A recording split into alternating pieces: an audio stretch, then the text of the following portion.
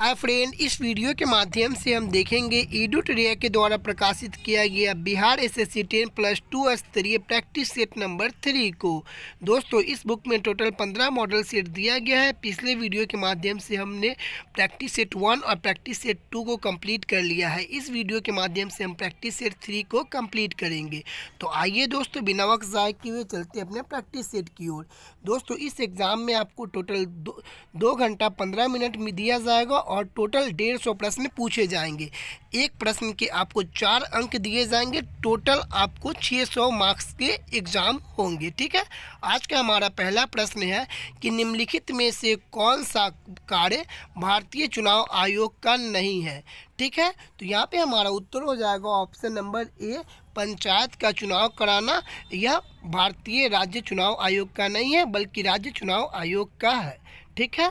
प्रश्न नंबर 2, संविधान और विधि के परिरक्षण, संरक्षण और प्रतिरक्षण का शपथ ग्रहण करते हैं। कौन करते हैं? तो उत्तर हो जाएगा ऑप्शन नंबर बी, राष्ट्रपति करते हैं। ठीक है। प्रश्न नंबर 3, 73वां संविधान संशोधन कब लागू हुआ था, यानी 73वां संविधान संशोधन कब लागू हुआ था? तो 73वां संविधान संशोधन लागू हुआ था 24 अप्रैल 1993 ईस्वी को। ठीक है। इसे संवैधानिक दर्जा दिया गया था। यह पंचायती राज्य से संबंधित है। प्रश्न नंबर 4, अविश्वास प्रस्ताव के संदर्भ में निम्नलिखित में से कौन सही है? तो यहाँ पे हमारा उत्तर हो जाएगा ऑप्शन नंबर डी, करेक्ट है। लोकसभा में स्वीकार करने का कार्य बताना आवश्यक नहीं है। ठीक है।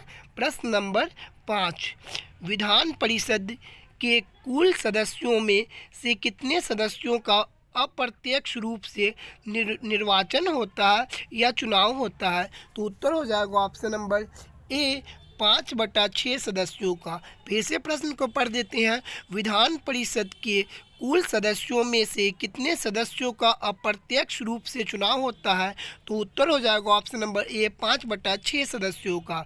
प्रश्न नंबर 6, सिक्किम को पूर्ण राज्य का दर्जा निम्नलिखित में से किस संविधान संशोधन द्वारा दिया गया? तो यहाँ पे हमारा उत्तर हो जाएगा कि सिक्किम को 22वां राज्य के रूप में 22वां राज्य के रूप में 36वें संविधान संशोधन के तहत 1975 में दर्जा दिया गया था। ठीक है। आइए हम प्रश्न नंबर 7 को देखेंगे। प्रश्न नंबर 7 कह रहा है कि अशोक मेहता समिति के सिफारिश में निम्नलिखित में से कौन शामिल नहीं था? तो यहाँ पे हमारा उत्तर हो जाएगा ऑप्शन नंबर सी, किसी स्तर पर कोई आरक्षण प्रावधान नहीं होना चाहिए था। ठीक है। आइए हम प्रश्न नंबर 8 को देखते हैं। प्रश्न नंबर 8 में सुमिलित करना है। एक तरफ दिया गया है महाजनपद और दूसरी तरफ दी गई है उसकी राजधानी। तो आइए हम इसे सुमिलित करते हैं। देखिए, मल्ल का हो जाएगा कुशीनगर, मल्ल का कुशीनगर। ठीक है। और कंबोज का हो जाएगा हाटक, असमक का हो जाएगा पोटली और पांचाल का हो जाएगा अहिच्छत्र और मगध का हो जाएगा आपको ग्रीवर्ज। ठीक है। आप यहाँ पे इसे देख लीजिएगा, हमने इसे एकदम सही करेक्ट सुमिलित कर दिया है। ठीक है।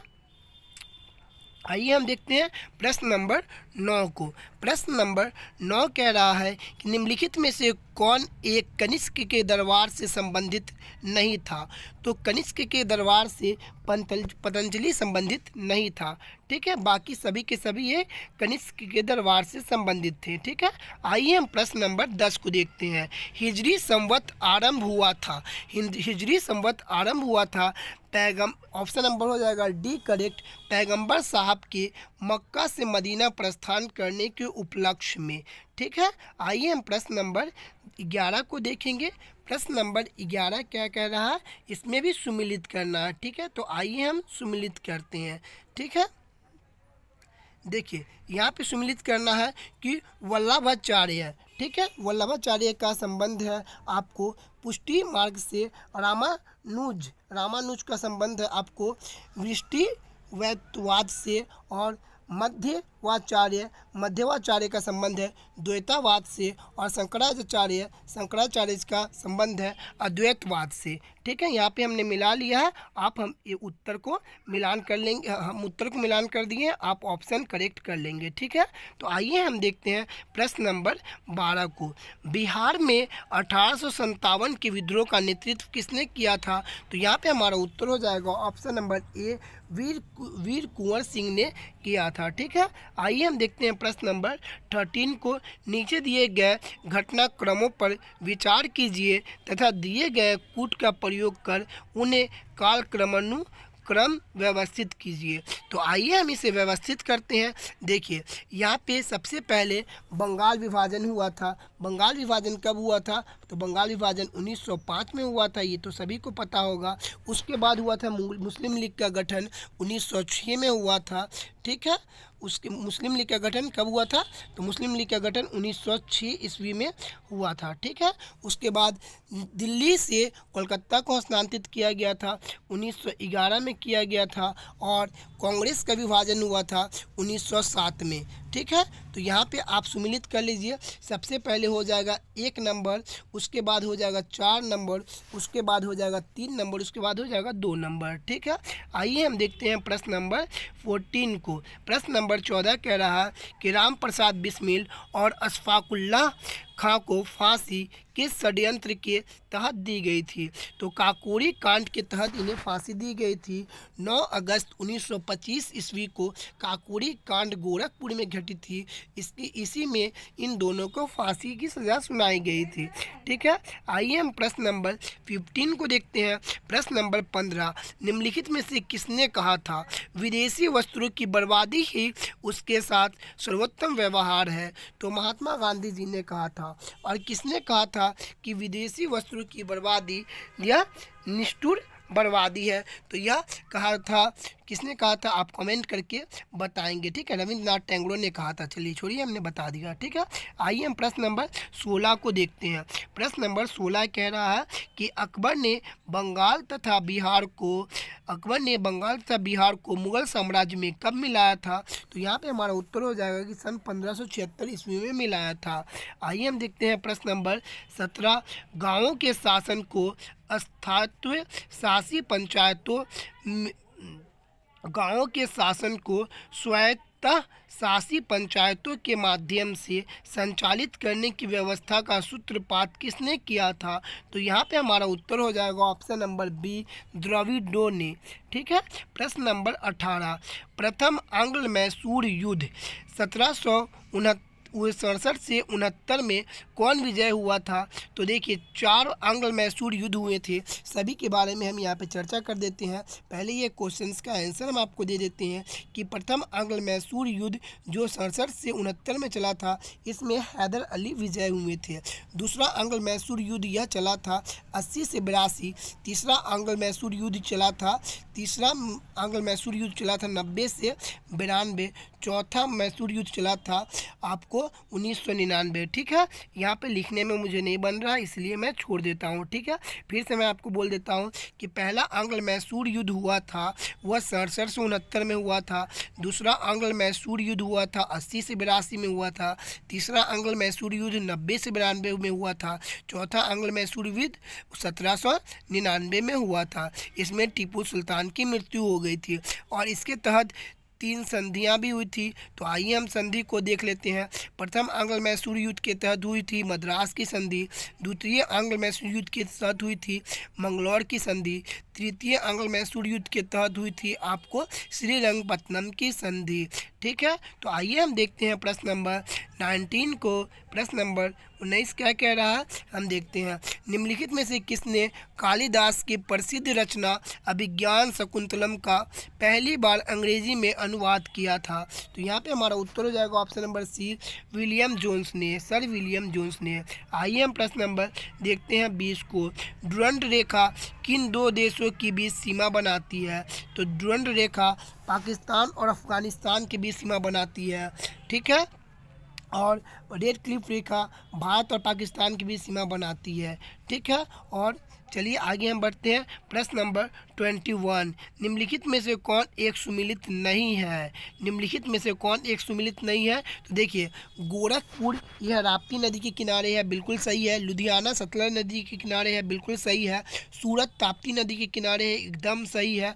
जबलपुर सोन नदी के किनारे नहीं है, बल्कि जबलपुर नर्मदा नदी के किनारे है, इसीलिए यह सुमिलित नहीं है। ठीक है, जबलपुर नर्मदा नदी के किनारे है। ठीक है, आइए हम देखते हैं प्रश्न नंबर 22, लघु ज्वार भाटा कब उत्पन्न होती है? तो लघु ज्वार भाटा उत्पन्न होती है आपको अर्धचंद्र ग्रहण के समय।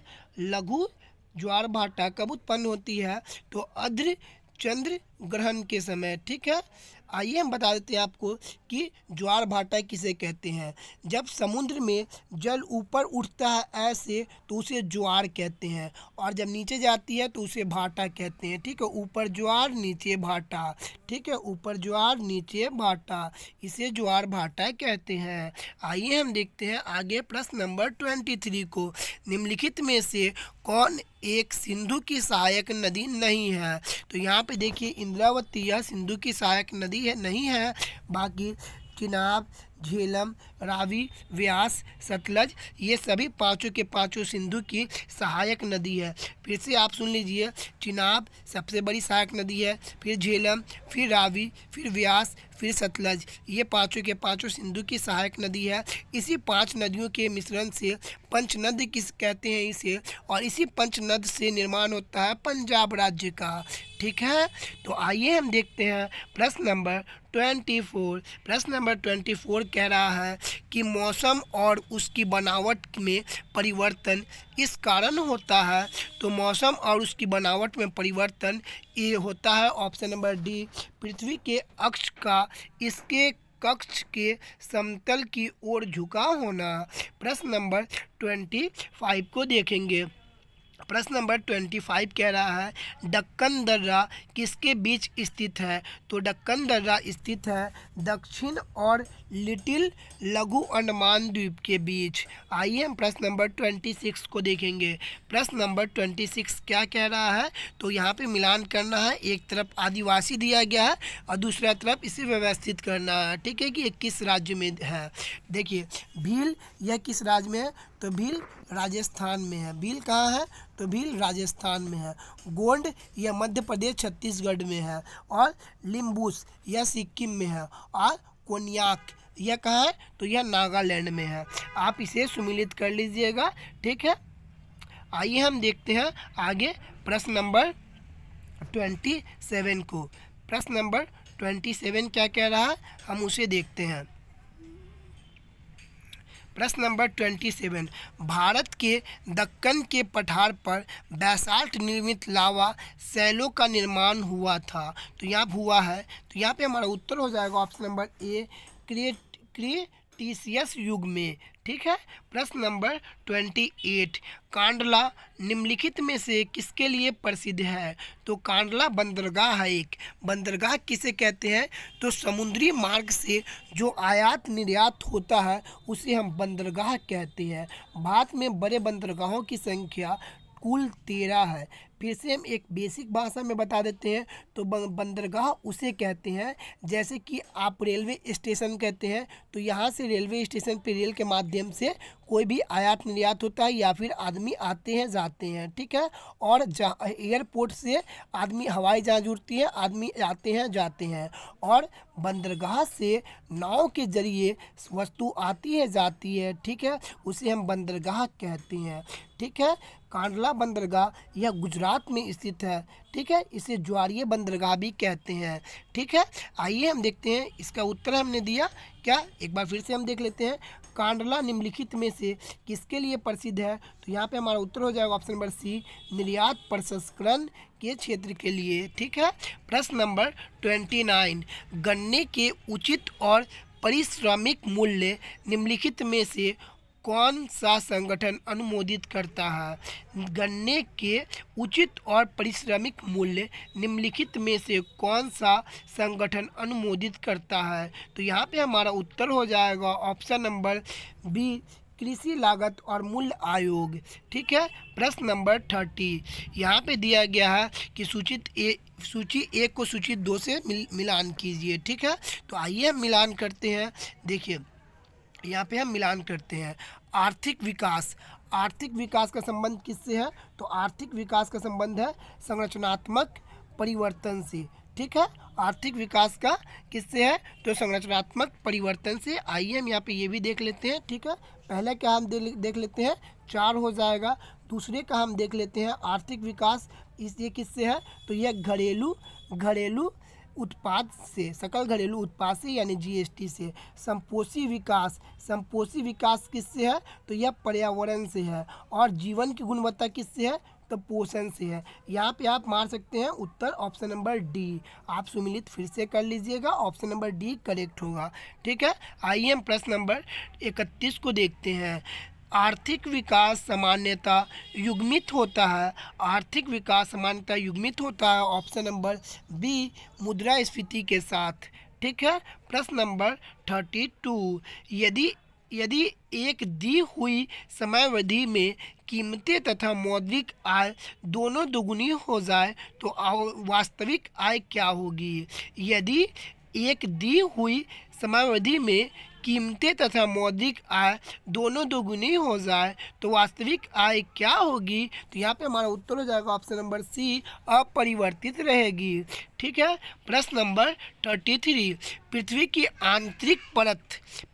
आंतरिक परत नीफे के निर्माण में किन तत्व की प्रचुरता होती है? तो नीफे, देखिए नीफे ऐसे लिखाते हैं, नी और एफ ई फे, यानी कि निकेल और फेरम। तो यहाँ पे हमारा उत्तर हो जाएगा ऑप्शन नंबर डी, नीफे यानी निकेल और फेरम।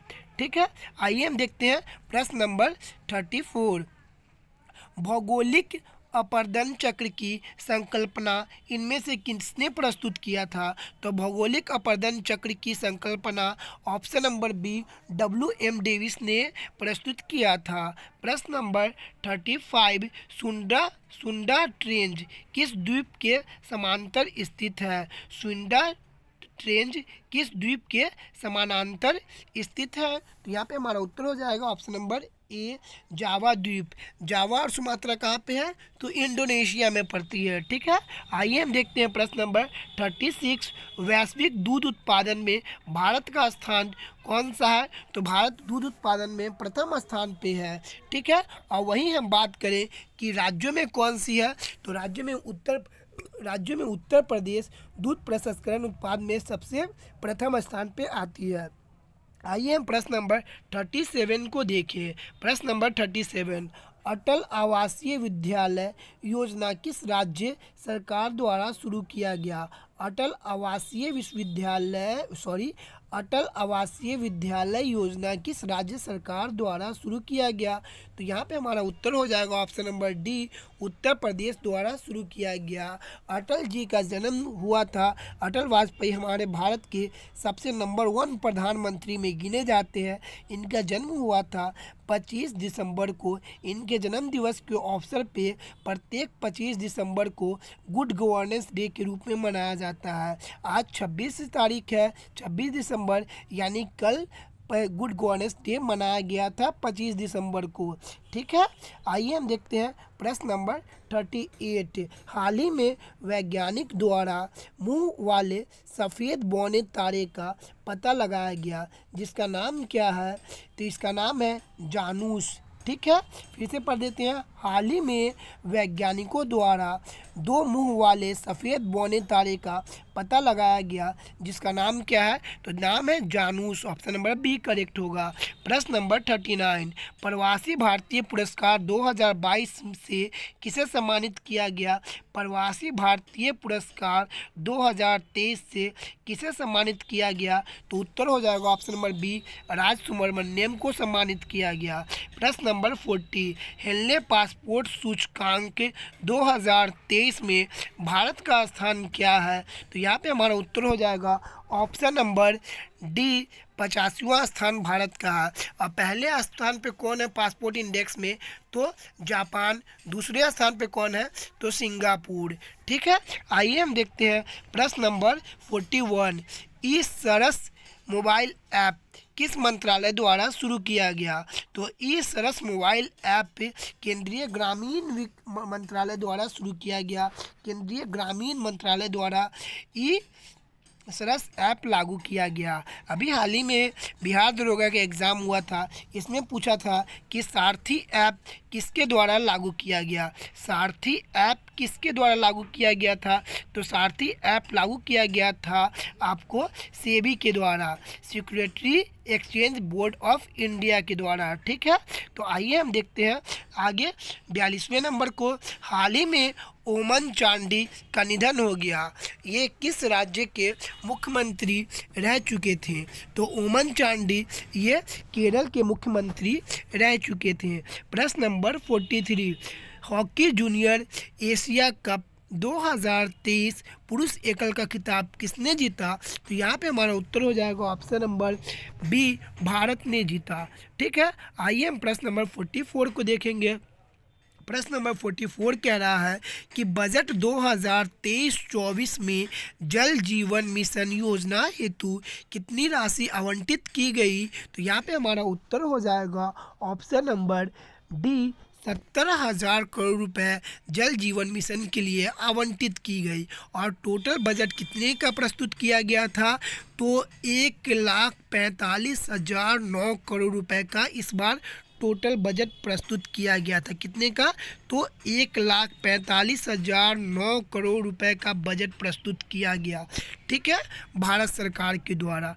आइए हम देखते हैं प्रश्न नंबर 45, हाल ही में आए चक्रवात तूफान बिपरजॉय का नामकरण किसके द्वारा किया गया? तो यहाँ पे हमारा उत्तर हो जाएगा ऑप्शन नंबर सी, बांग्लादेश देश के द्वारा किया गया। हाल ही में आए चक्रवात तूफान बिपरजॉय का नामकरण किसके द्वारा किया गया? तो बांग्लादेश द्वारा किया गया। ठीक है, प्रश्न नंबर 43, नवनिर्मित संसद भवन का उद्घाटन प्रधानमंत्री नरेंद्र मोदी जी ने कब किया था? तो यहाँ पे हमारा उत्तर हो जाएगा ऑप्शन नंबर सी, 28 मई को किए थे। ठीक है, नवनिर्मित संसद भवन का उद्घाटन प्रधानमंत्री नरेंद्र मोदी जी ने कब किए थे? तो यहाँ पे हमारा उत्तर हो जाएगा ऑप्शन नंबर सी, 28 मई 2023 को किए थे। 28 मई को ही क्यों किए थे? क्योंकि 28 मई को हमारे क्रांतिकारी वीर सावरकर जी का जन्म दिवस था। ठीक है, वीर सावरकर जी का जन्म दिवस था। वीर सावरकर जी, इनके द्वारा क्या शुरू किया गया था 1904 में? आप हमें कमेंट करके बताइएगा कौन सा मेला शुरू किया गया था 1904 ईस्वी में वीर सावरकर के द्वारा। और इन्हें कहाँ सज़ा दी गई थी? तो इन्हें सज़ा दी गई थी अंडमान निकोबार में, काला पानी की सज़ा दी गई थी वीर सावरकर जी को। ठीक है, आइए हम प्रश्न नंबर 47 को देखेंगे। अंतर्राष्ट्रीय सामुद्रिक व्यापार संगठन का मुख्यालय कहाँ स्थित है? तो अंतर्राष्ट्रीय सामुद्रिक व्यापार संगठन का मुख्यालय स्थित है लंदन में। ठीक है, कहाँ स्थित है? तो लंदन में स्थित है। प्रश्न नंबर 48, केंद्रीय सिल्क बोर्ड की स्थापना किस वर्ष की गई थी? केंद्रीय सिल्क बोर्ड की स्थापना सन 1949 ईस्वी में की गई थी। ठीक है, प्रश्न नंबर 49, विश्व शौचालय दिवस प्रतिवर्ष कब मनाया जाता है? तो विश्व शौचालय दिवस प्रतिवर्ष 19 नवंबर को मनाया जाता है। ठीक है, आइए हम देखते हैं प्रश्न नंबर 50 को। साहित्य अकादमी पुरस्कार प्राप्त करने वाले पहले व्यक्ति कौन है? तो साहित्य अकादमी पुरस्कार प्राप्त करने वाले पहले व्यक्ति निम्नलिखित में से कौन है? तो उत्तर हो जाएगा option number C, Makhanlal Chaturvedi. दोस्तों, यहाँ पे जीके जीएस के यहाँ पे जीके के प्रश्न 50 कंप्लीट हो गए। अब हम देखेंगे 25 जीएस के प्रश्न, 25 साइंस के प्रश्न। ठीक है, आपको सिलेबस तो पता ही होगा बीएसएससी का। सिलेबस भी एक बार हम आपको बता देते हैं कि देखिए, इस एग्ज़ाम में टोटल आपको 150 मार्क्स के एग्ज़ाम होंगे। ठीक है, 150 क्वेश्चंस आपको दिए जाएंगे एग्ज़ाम में, और उसके 600 मार्क्स के एग्ज़ाम होंगे। प्रत्येक प्रश्न के लिए 4 मार्क्स दिए जाएंगे। ठीक है, इतना तो क्लियर है आपको। ठीक है, तो आइए हम आपको बताते हैं। देखिए, आपको होंगे इसमें 50 रीजनिंग के सवाल, 50 रीजनिंग के सवाल इसमें रहेंगे, 25 मैथ्स के सवाल रहेंगे और 50 जीके रहेंगे और 25 आपको साइंस के प्रश्न पूछे जाएंगे। 25 साइंस के प्रश्न पूछे जाएंगे।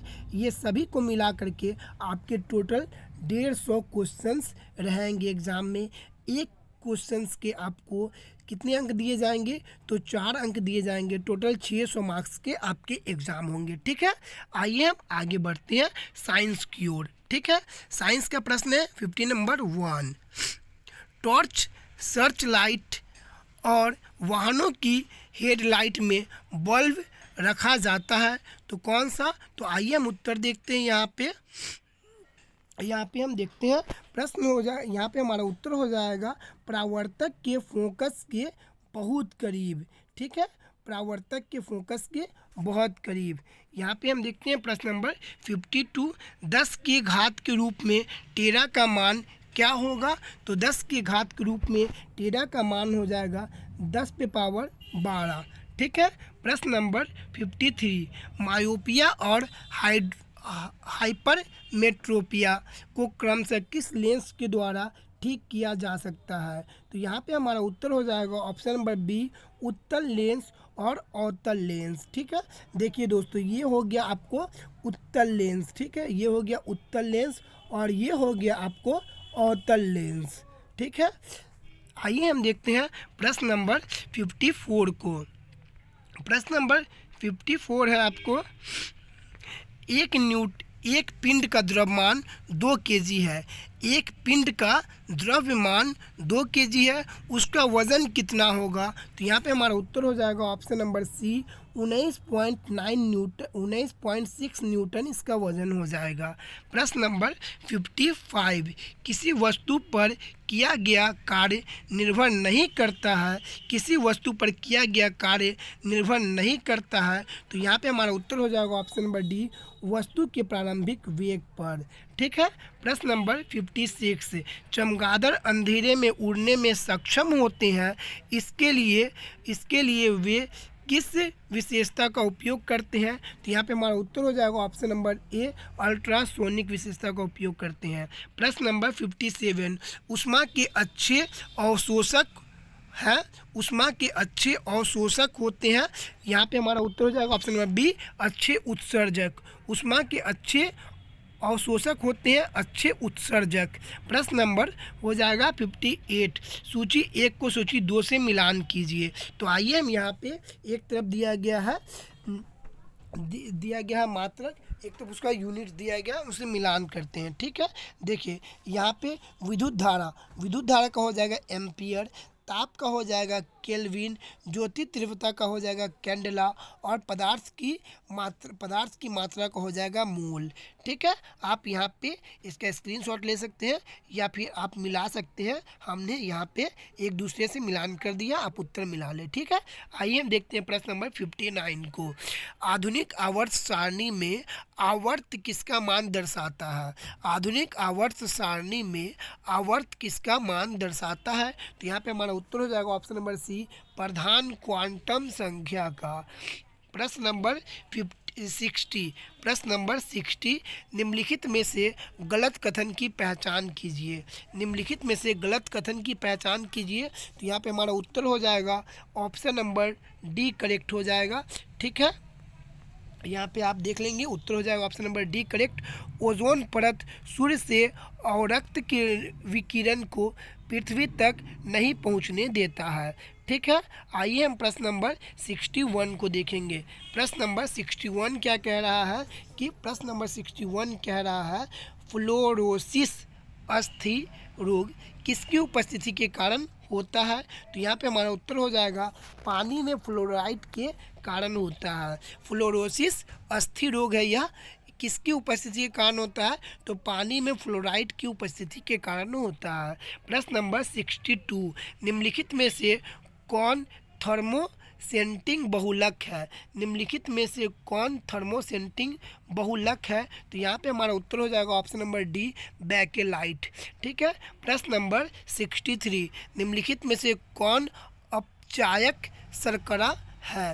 निम्नलिखित में से कौन अपचायक शर्करा है? तो यहाँ पे हमारा उत्तर हो जाएगा ऑप्शन नंबर डी, लैक्टोज। ठीक है। प्रश्न नंबर 64, फिनो फेनो फेनोल फेनोल्फथेनिन एक सिंथेटिक संकेतक है जिसका रंग क्रमशः अम्लीयता और क्षारीय विलयन में होता है। कैसा होता है? तो यहाँ पे रंगीन और गुलाबी होता है। ठीक है। आप फिर से एक बार क्वेश्चन को पढ़ेंगे। ठीक है। देखिए, फेनोल्फेथिन्स एक सिंथेटिक संकेतक है जिसका रंग क्रमशः अम्लीयता और क्षारीय विलयनों में रंगीन और गुलाबी होता है। ऑप्शन नंबर डी हो जाएगा। ठीक है। आइए हम प्रश्न नंबर 65 को देखेंगे। प्रश्न नंबर 65 कह रहा है, गर्म पानी में चीनी घोलकर चीनी की चाशनी बनाई गई, ठंडा होने पर चीनी के क्रिस्टल अलग हो गए, यह इंगित करता है। तो यहाँ पे हमारा उत्तर हो जाएगा ऑप्शन नंबर ए, भौतिक परिवर्तन जिसे उल्टा किया जा सकता है। ठीक है। आइए हम प्रश्न नंबर 66 को देखेंगे। वे तत्व जो ऊष्मा तथा विद्युत का चालन नहीं करते हैं क्या कहलाते हैं? वे तत्व जो ऊष्मा तथा विद्युत का चालन नहीं करते हैं क्या कहलाते हैं? तो उत्तर हो जाएगा ऑप्शन नंबर डी, अधातु कहलाते हैं। प्रश्न नंबर देखते हैं 67 को। दो नोट्स के बीच मौजूद तने के हिस्से को क्या कहा जाता है? तो उत्तर हो जाएगा ऑप्शन नंबर बी, इंटरनोड कहा जाता है। प्रश्न नंबर 68, जूट पौधे के किस भाग से प्राप्त होता है? तो जूट पौधे के तना से प्राप्त होता है। ठीक है। और आलू भी में भी तना होता है। ठीक है। आइए हम देखते हैं प्रश्न नंबर 69, बीज और फल किसके द्वारा बनते हैं? बीज और फल किसके द्वारा बनते हैं? तो यहाँ पे हमारा उत्तर हो जाएगा कि अंडाशय से बीज बनते हैं। ठीक है। और बीजांड से, यहाँ पे हमारा उत्तर हो जाएगा ऑप्शन नंबर ए, अंडाशय से फल बनते हैं और बीज से बीजांड बनते हैं। ठीक है। आइए हम प्रश्न नंबर 70 को देखेंगे। प्रश्न नंबर 70 कह रहा है आपको कि ब्रेड में छिद्र किस गैस के निकलने से बनते हैं? ब्रेड में छिद्र किस गैस के निकलने से बनते हैं? यहाँ पे हमारा उत्तर हो जाएगा option number C, carbon dioxide से बनते हैं। ठीक है। आइए हम प्रश्न नंबर 71 को देखेंगे। प्रश्न नंबर 71 क्या कह रहा है? तो प्रश्न नंबर 71 कह रहा है कि कोशिका झिल्ली के निर्माण के लिए आवश्यक प्रोटीन और लिपिड किसके द्वारा निर्मित होती है? तो यहाँ पे हमारा उत्तर हो जाएगा ऑप्शन नंबर ए, एंडोप्लाज्मिक रेक्टिकुलम के द्वारा। प्रश्न नंबर 72, HIV एड्स रोग नहीं फैलता है? HIV एड्स रोग नहीं फैलता है। तो उत्तर हो जाएगा ऑप्शन नंबर ए, मच्छर के काटने से HIV रोग नहीं फैलता है। तो HIV रोग कैसे फैलता है? तो बिना उबली सुई के प्रयोग से, HIV संक्रमित रक्त से और असुरक्षित यौन संबंध से। ठीक है। आइए हम देखते हैं प्रश्न नंबर 73 को। निम्नलिखित में से कौन सा रोग प्रोटोजोआ द्वारा होता है? निम्नलिखित में से कौन सा रोग प्रोटोजोआ द्वारा होता है? तो उत्तर हो जाएगा ऑप्शन नंबर ए, मलेरिया रोग। प्रश्न नंबर 74, निम्नलिखित में से किस विटामिन का निर्माण हमारे शरीर में नहीं होता है? तो यहाँ पे हमारा उत्तर हो जाएगा ऑप्शन नंबर ए, रेटिनॉल का। Option number A, vitamin A का। विटामिन ए का रासायनिक नाम होता है रेटिनॉल। ठीक है। विटामिन डी का हो जाएगा कैल्सीफेरॉल, विटामिन के का हो जाएगा फिनोक्विनोन और विटामिन B12 का हो जाएगा साइनोकोबालामीन। ठीक है। आइए हम प्रश्न नंबर 75 को देखते हैं। थायराइड ग्रंथि से थायरॉक्सिन स्रावित करने के लिए उत्तेजित करने वाले हार्मोन कौन से हैं? तो यहाँ पे हमारा उत्तर हो जाएगा ऑप्शन नंबर ए, TSH। ठीक है। दोस्तों, यहाँ पे हमने 1 से लेकर के 75 प्रश्न आपको जीके और साइंस के कवर कराया। दोस्तों, यदि आपको यह वीडियो अच्छी लगी हो तो प्लीज़ इस वीडियो को लाइक करेंगे और चैनल को सब्सक्राइब करके जाएंगे। Thank you friends watching this my video. Good bye friends.